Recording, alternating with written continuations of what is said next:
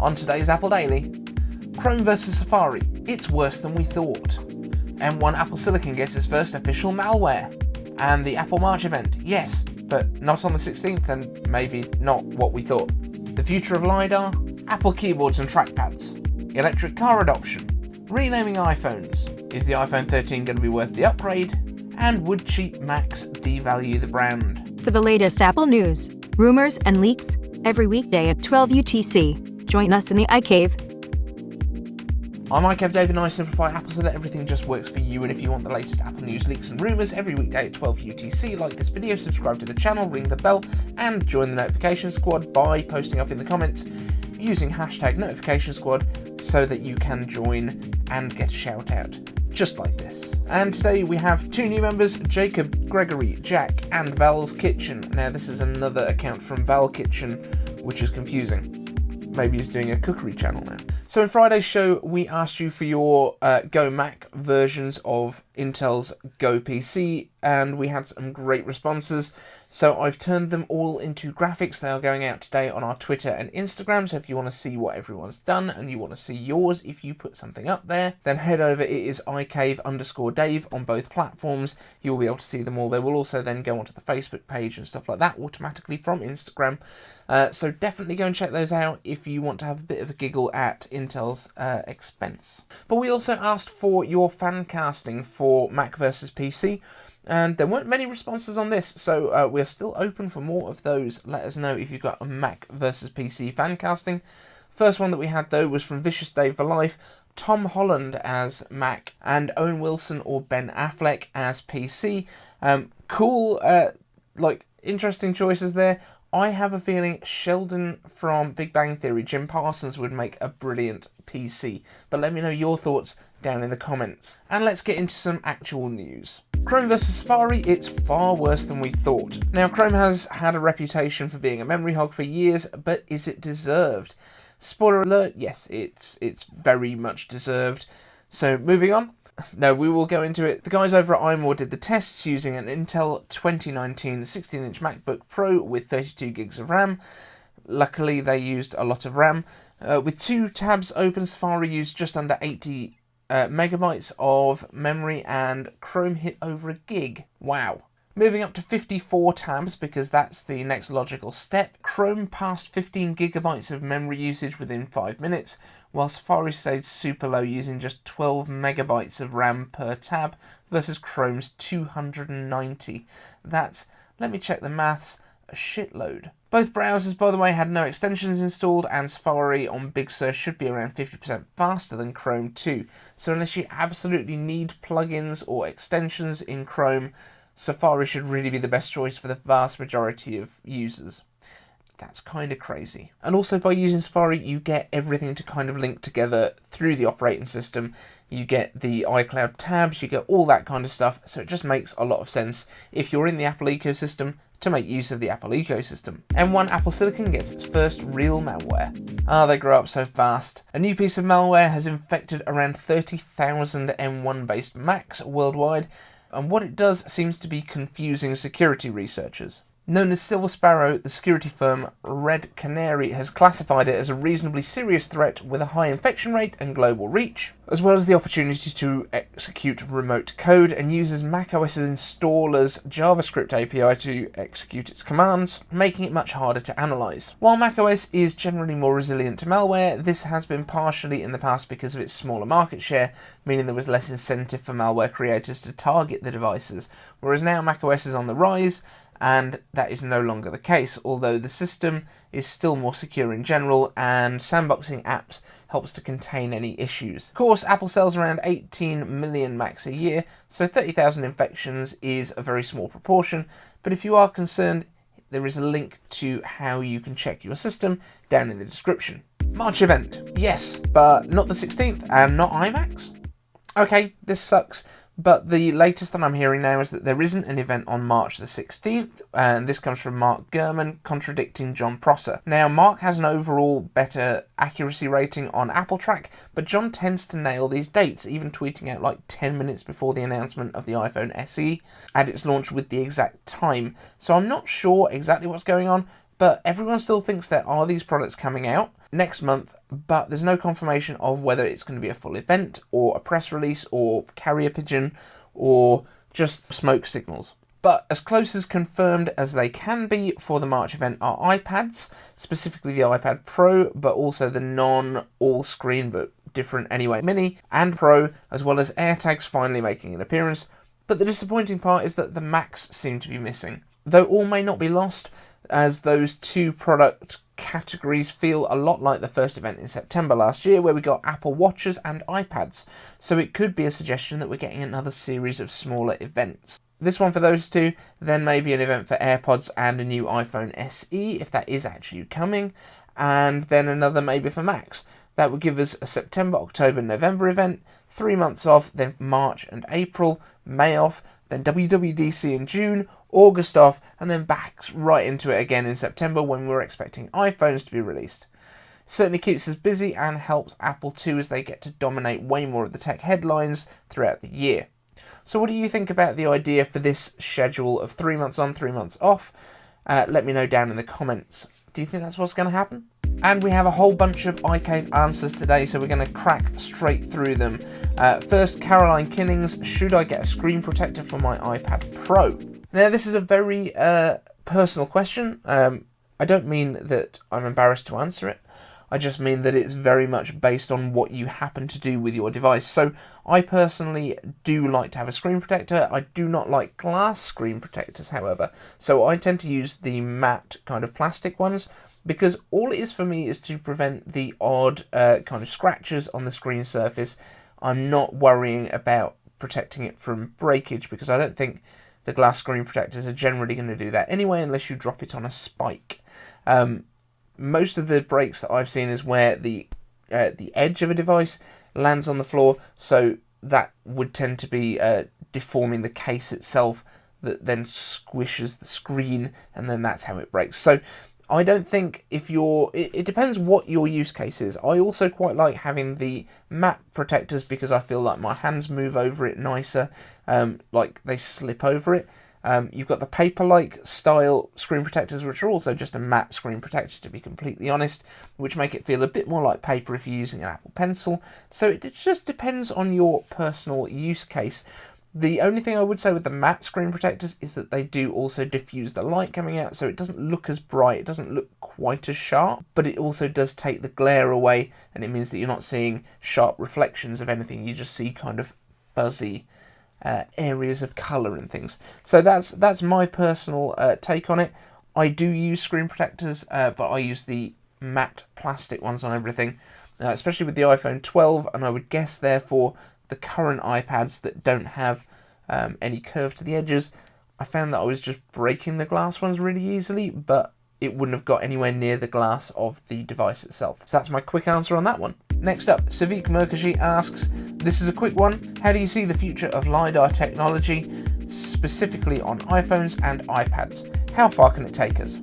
So Lidar is being put into the iPhones and iPads mainly to kind of prepare the systems so that they are ready to go when we need things like Apple Glass, and also to train their systems and get more data, potentially for Apple cars and self-driving technology. So the more experience that Apple has with Lidar, the more use cases it can be used for that are more mission critical.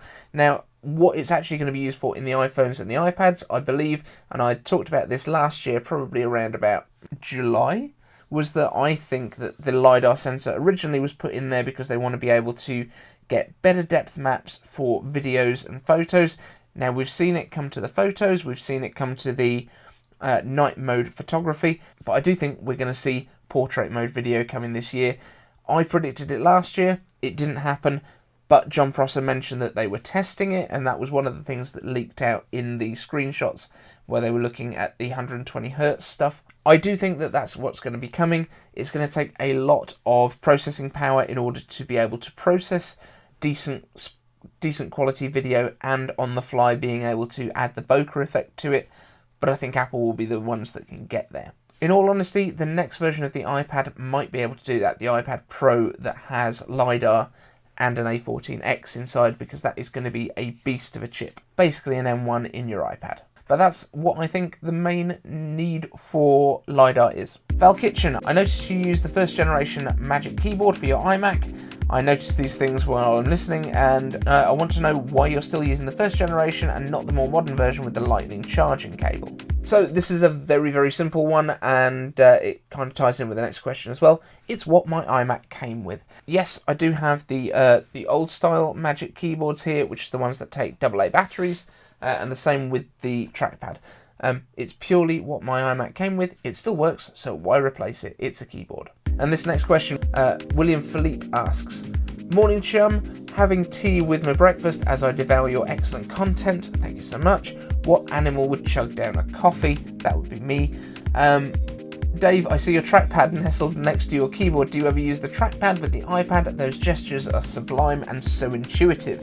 When I first started my channel, it was all about iPads. That was what I originally wanted to talk about, but it turns out I'm more into Macs than I am into iPads, and I tried iPads using mouse, and to be honest, I kept poking the screen anyway, so I haven't really. However, because this is the first generation Apple Magic Trackpad, it also doesn't support all the cool gestures. It only supports it as a normal pointer device. I don't believe it supports the stuff that the newer version of the Magic Trackpad does, which is the one that has the Force Touch built in.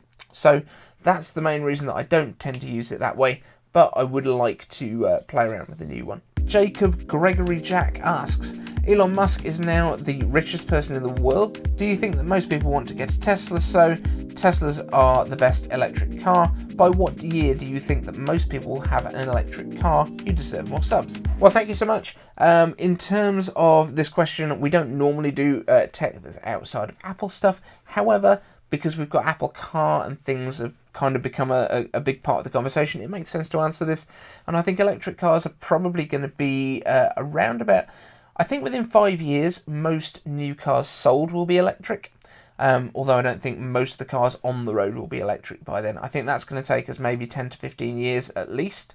But I also think once a large enough chunk of people move over to electric cars, you're going to get more infrastructure for charging and all that sort of stuff. Not that there's a problem with that now, because let's be honest, every person's house has got 20 or 30 points that you can charge an electric car in. It's not that difficult. You can plug an electric car into any outlet pretty much. It will be slow. If you want to get the fast charging at home, you need to get the big chunky outlets put in. But I do think that that's what's going to happen. So 5 years until most cars being sold are electric, 10 to 15 until most cars on the road are electric. Now, this next question comes from what seems to be a nameless account, but I'm going to answer it anyway. Do you think that Apple will stop calling their phones iPhone 13, iPhone 12s, and just say iPhone 2021 or 2022 anytime soon? And this is a really good time for the question, actually, because it looks like Apple don't want to name the next iPhone the iPhone 13. They might want to go 12s, but if they do that, then people will expect the 13 the next year, and they still probably won't want to do that. So I do think it's something that Apple will do soon, because, let's be honest, maybe they just call it the iPhone A15, something like that.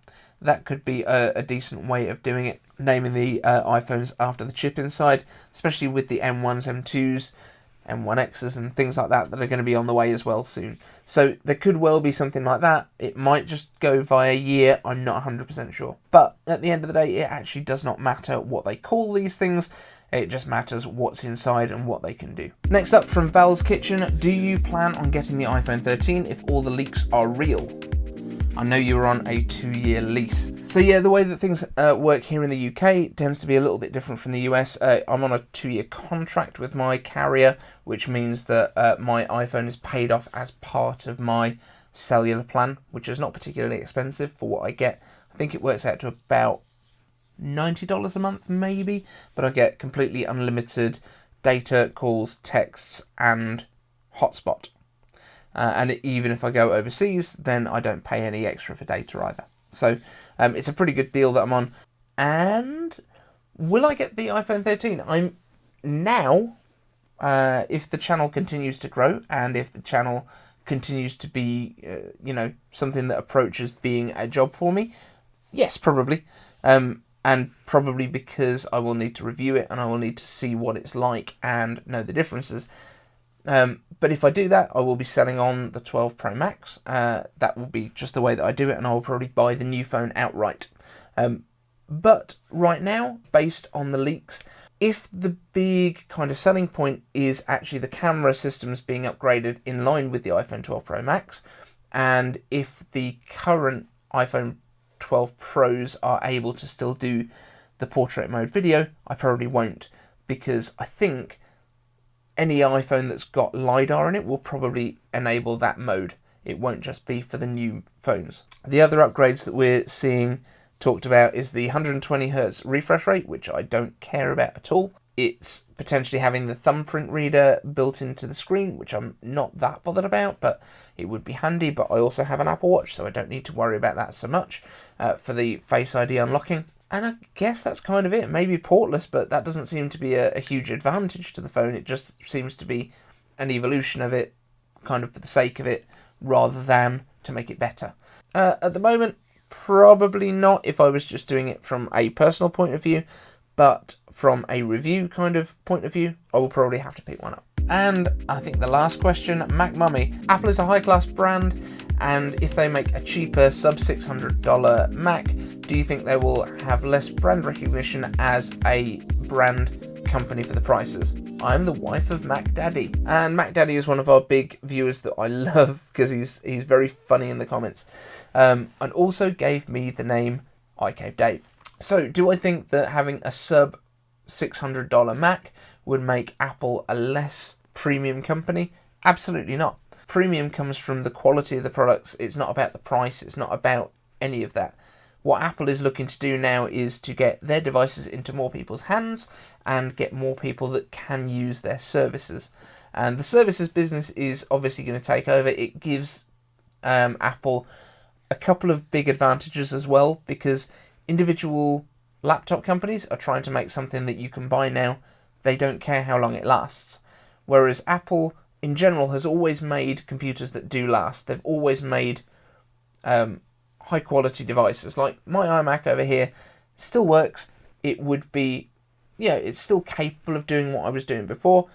My Mac Mini is much more fun to do it on, but this could still do it, and it's a 8-year-old computer. What Apple wants to do is make quality devices that do last, because they don't want to create more landfill and stuff, more e-waste than they need to, but they still need to obviously have revenue, which is why they're now introducing these subscription services like iCloud, like Apple One, which contains obviously Fitness Plus and all the other stuff. And so what Apple needs to do now is just get their products into more people's hands.